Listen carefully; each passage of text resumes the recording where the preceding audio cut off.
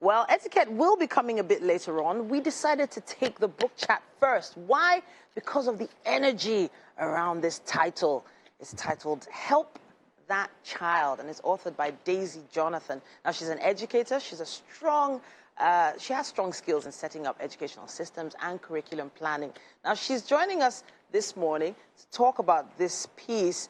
It's underlined here. It says, Understanding and Managing Behaviors in Children and Teens. It's a blessing to have you on the couch with us. Thank you so much for having me. All right. So, first of all, congratulations and thank you for putting this together.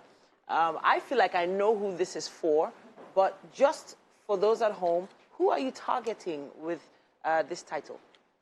First, I'll just quickly talk about why I wrote the book. You know, there was this story on social media and a photograph of a child who was severely beaten up in school by the teacher. Okay. And it was on a forum for parents and educators.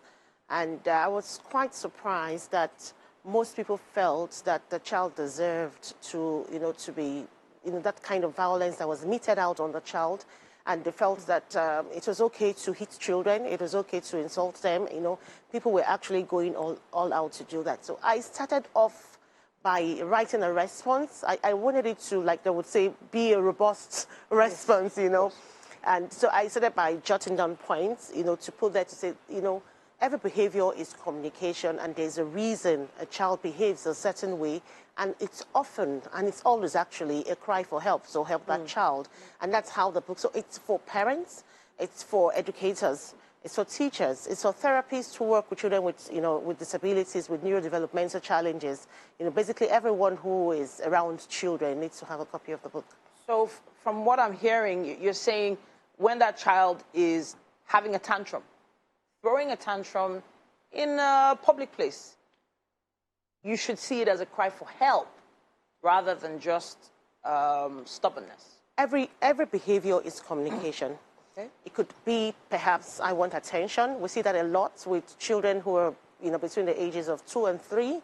And even with older kids, they just tantrum because they want, I'm in a supermarket, I want you to buy me that, that popcorn, and I throw a tantrum. Yeah. So there are two things I want to do. That perhaps I want you to pay attention to me, or I want you to give me whatever it is I wanted at that time. So it's actually communicating something, just doing it in a wrong way. So right now, that child that child wants that popcorn. How do you help that child? Do you help them get what they want? Now, somewhere in the book I talked about, having to look at every behavior and see if it's a behavior we should intervene. Okay.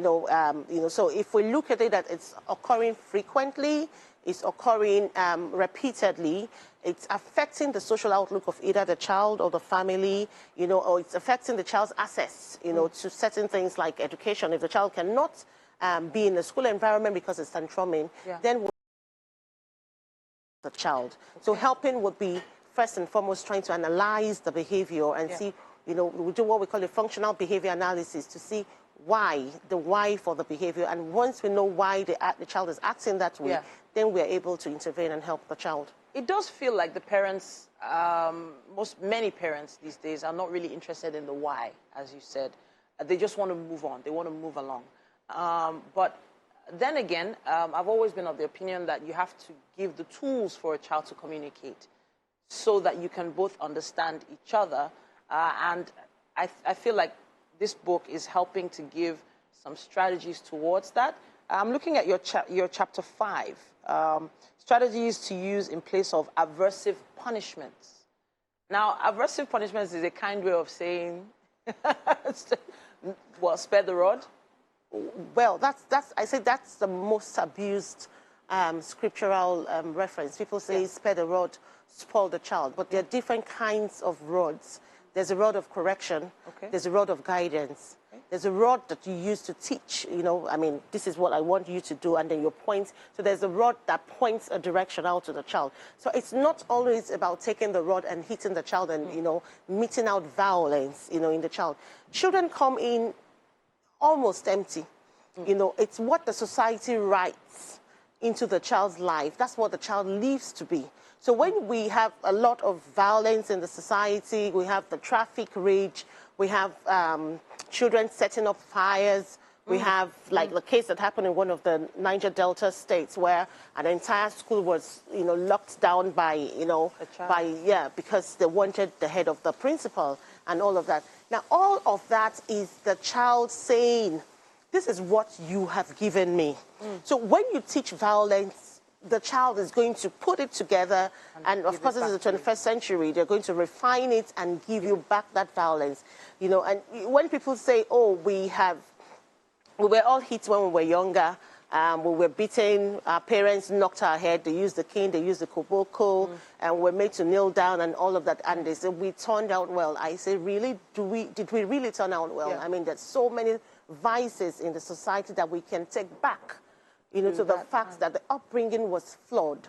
There were things that the child ought to have been taught. There were things that the child ought to have been, skills that they ought to have been given to cope. They were not given. Skills such as maybe things like empathy. We were talking about road rage earlier on today. Just being, empathetic of, the mother with her kids trying to drive by, but this guy wants to pass her by all means in the street. So it does feel like we've become hardened as a nation, as a society. But it also feels like we don't like to take correction. I like the fact that you have a workbook here, the Help That Child workbook. What sort of activities are in this workbook, and then who is this targeted at? So when I wrote the book, I took a look at it. It was already published, actually, and I read the final copy, and I said, I don't want this book to just be another book on the shelf. It should be a book that helps parents to take action, helps teachers to take action. So the workbook is there for parents, for teachers, to be able to put their thoughts together, to be able to really look at, it gives tools for analysis to a certain extent. And if you do need to see a professional to help you analyze these behaviors, to help you with the child, to help you help the child, then you have, the right information to give. So we're very good at saying things like he's stubborn, but what classifies as stubborn? How do we operationally define the word stubborn? What do you call stubborn? So the book helps us to put, all of those behaviors in perspective and helps the parents to communicate better so that the professionals will be able to help them. I have to appreciate you so much for the work you've put into these two amazing books. So it's one book with one workbook. Daisy Jonathan here with the book Help That Child. And I do believe, yes, this cry for help is a cry out to parents as well, not just from the kids, to make some improvements in their parenting styles. Thank you so much once again. Thank you so much for We're going to be heading over for a quick break, but Wake Up Nigeria continues after this.